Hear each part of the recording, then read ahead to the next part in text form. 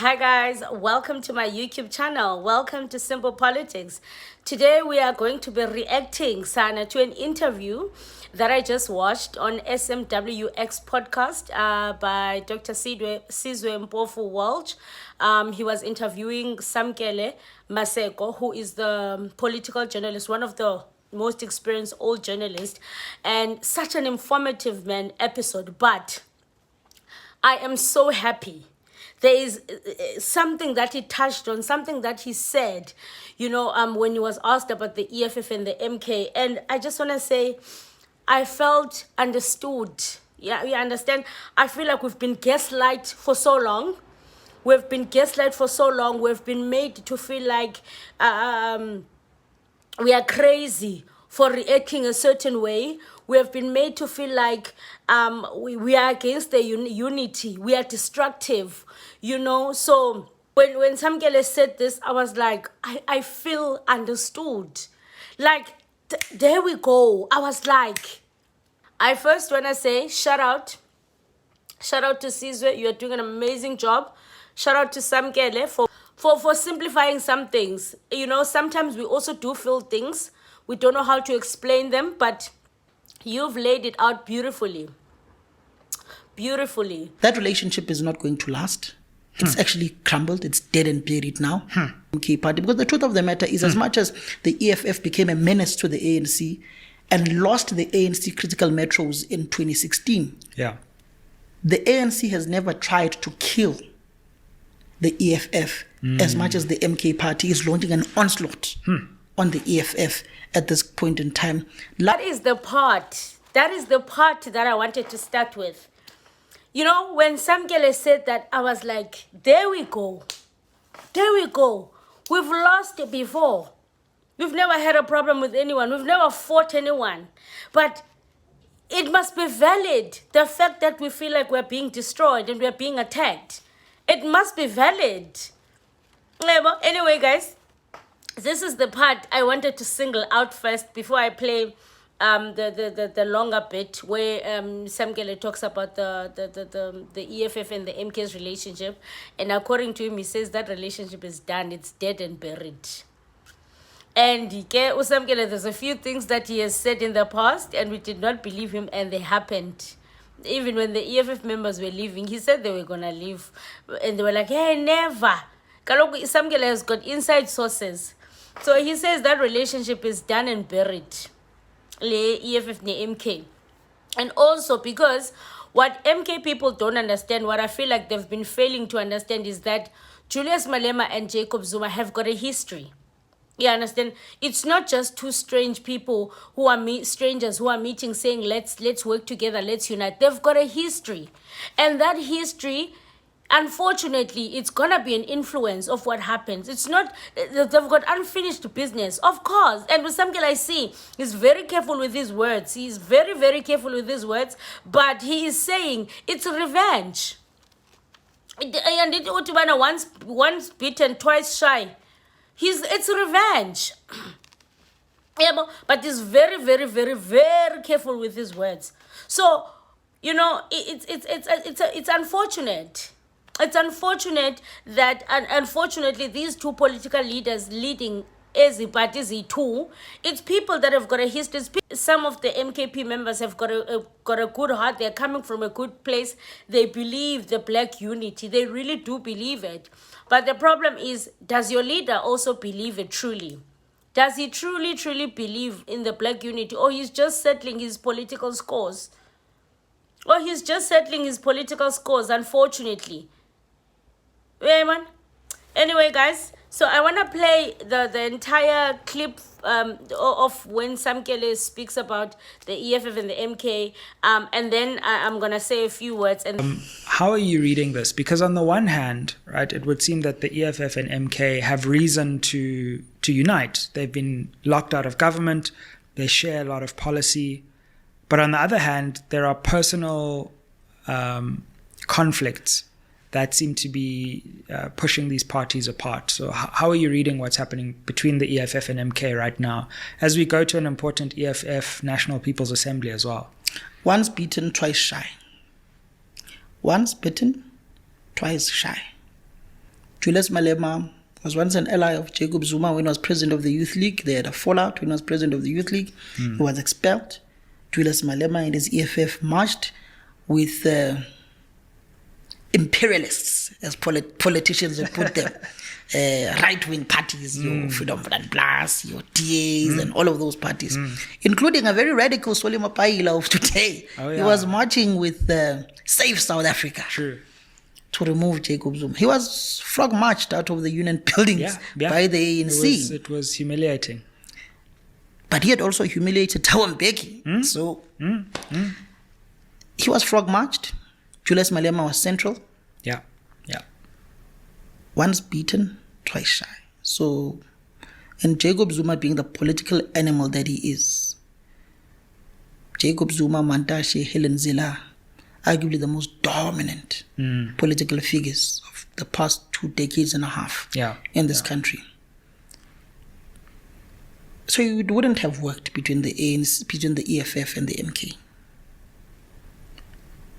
The MK party needs that base of the EFF to grow outside the Zulu traditional bases that put them into power at this point in time. Your Mkondo, Piet Retief areas in Mpumalanga, your hostels, Dube, so on and so forth in the East Rand, here in Gauteng, Soweto, and your base in KwaZulu-Natal. They need to grow beyond that particular base in order to compete with the ANC truly head on. And they need that base of the EFF in Mpumalanga, in Gauteng, Northern Cape, and other areas of the country, Free State, KwaZulu-Natal that they've already taken. So it was obvious that the EFF would become the immediate target of the MK to eat up. Also, the unhappiness of the leaders of the EFF inside of the EFF. Some of them were voicing it out privately in their corners. We'd hear these stories. So it became very easy for them to then morph out of the EFF and go to the MK party. And the EFF realized very late that actually the MK is trying to eat us up.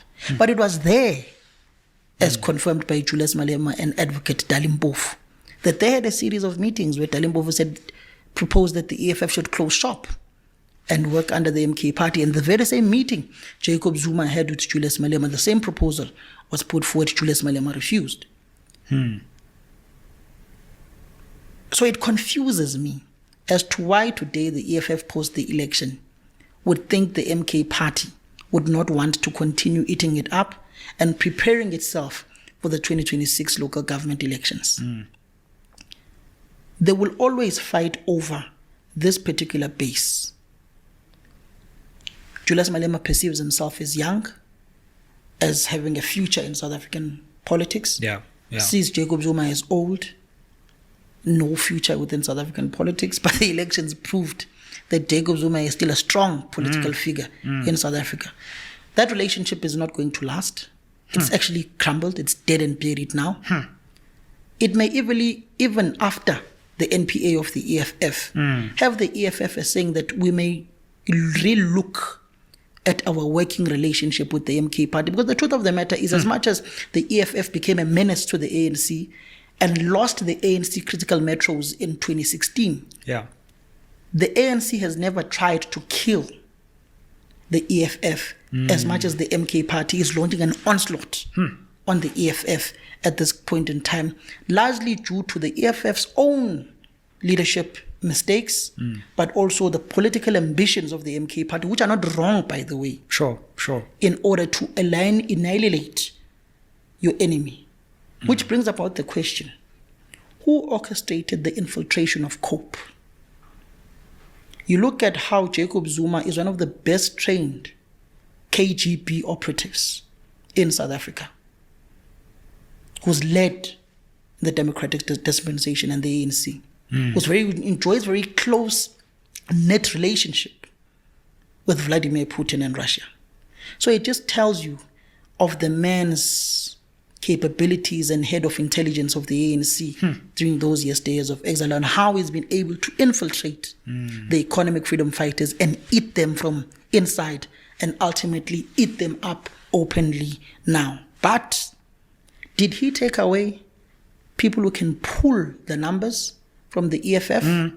Or did he take away people who are perceivedly think tanks, but who are not organizers? Because the truth of the matter is Julius Malema is a brilliant mobilizer. Yeah, absolutely. The man can mobilize. And a brilliant politician, to the extent that he also has big public support. So he can mobilize, but there are a lot of people who believe in Julius Malema, the person, as well.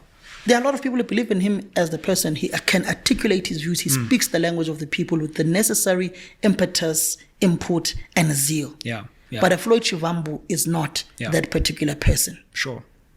Advocate Dalimbofu is not that particular person. Busisiwe Mkhwebane, Brian Molefe, and all of these other former bureaucrats that the EFF has gotten into their ranks are not those kind of people. Who go to a province like KwaZulu-Natal, a Tobani Zuma in the Moses Mabhida region, Mkungundlovu district, former convener of the MK party. He's a mobilizer, but he's no longer there within the structures of the MK. So the MK in itself will also face problems where its traditional mobilizers who mobilized for the party going to the elections, some of them are no longer there.